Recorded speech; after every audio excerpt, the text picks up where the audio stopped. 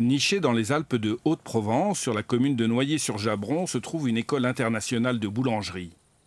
La seule école européenne à délivrer une formation d'artisans boulangers bio. C'est de ce côté que tu pousses, ici, pour le fermer là. Comme ça, il s'enroule ici, en fait. Le créateur, Thomas Teffry-Chambellan, est un passionné. C'est un ancien professeur de biologie reconverti dans la boulangerie. On sent la tomate, on sent les olives, on sent les herbes. Ça, c'est top. Mais ce joli succès ne suffisait pas au fondateur de l'école. Le pain, c'est un univers incroyable. Malheureusement, une partie de la clientèle se détourne aujourd'hui des produits classiques de blé, de seigle, pour des problèmes de digestibilité du gluten. Et ça m'a donné envie de faire un pain naturellement sans gluten.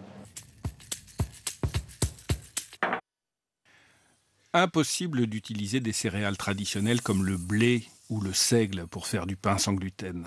Alors, quelle graine choisir? Thomas Teffry-Chambellan va finalement se décider pour le riz, une céréale sans gluten, pas trop forte en goût et produite pas très loin d'ici. Encore faut-il trouver la bonne formule, la recette adéquate, car personne avant lui n'avait fabriqué du pain de riz. C'est quelques années d'essais, de pastouilles comme ça, pour essayer de trouver des consistances qui conviennent. Thomas Teffry-Chambellan voulait aussi un produit totalement bio. Il ira trouver son riz dans la plaine du Pô, au nord de l'Italie. Salut. Salut Thomas, ça va? Ouais. Bien. Tu es en train de regarder les riz? Ok, ben on y va. On va y jeter un petit œil? À 20 km de Sisteron, il va ensuite convaincre un meunier de construire avec lui un moulin entièrement dédié à la fabrique de farine de riz. Le seul moyen d'éliminer toute trace de contamination avec d'autres céréales comme le blé. Le riz est examiné avec minutie pour vérifier la qualité et la pureté des grains. On vérifie là la pureté du grain de riz. On vérifie qu'il soit bien décortiqué. Il est passé au trieur optique. Donc en fait, ça retire tous les grains qui sont d'une couleur différente. On vérifie simplement que le travail ait été bien fait par notre producteur. La construction du moulin est un sacré pari avec près de 800 000 € d'investissement nécessaire. L'établissement produit en moyenne 300 tonnes de farine chaque année. Une goutte d'eau dans le monde de la meunerie, mais la demande est en constante progression. L'essentiel de la production va prendre la direction de Paris.